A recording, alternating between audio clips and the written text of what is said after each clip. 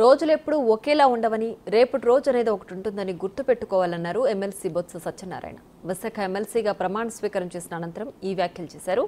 ఎన్ని ఇబ్బందులు ఎదురైనా ఒత్తిళ్లొచ్చినా తమ పార్టీ నేతలు వెనకడుగు వేయలేదని అన్నారు. కూటమి ప్రభుత్వం ప్రజలకు ఇచ్చిన హామీలు అమలు చేయాలని డిమాండ్ చేశారు. తప్పు చేస్తే ఎవరికైనా శిక్ష పడాలని అన్నారు. అలా అని తప్పు చేయని వాళ్లను అక్రమ కేసుల్లో ఇరికిస్తే భవిష్యత్తులో ఇబ్బందులు పడతారని చెప్పారు. తమ పాలనపై ఏ విచారణ చేస్తారో వాళ్ల ఇష్టమని, దేనికైనా సిద్ధమే అన్నారు బొత్స సత్యనారాయణ.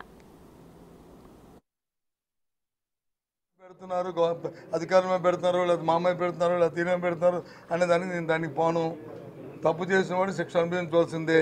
నేను దానికి వ్యతిరేకం కాదు. అయితే ఎప్పుడు తప్పు చేయని వాడిని కానీ తప్పు చేసినట్టుగా నిరూపించి వాడిని చేయగలని వస్తే జరిగే పరిణామాలు ఉత్తిపోదు.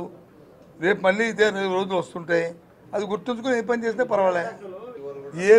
ఏవైనా సరే ప్రభుత్వం మాది కాదు, నేను మేము కాదు.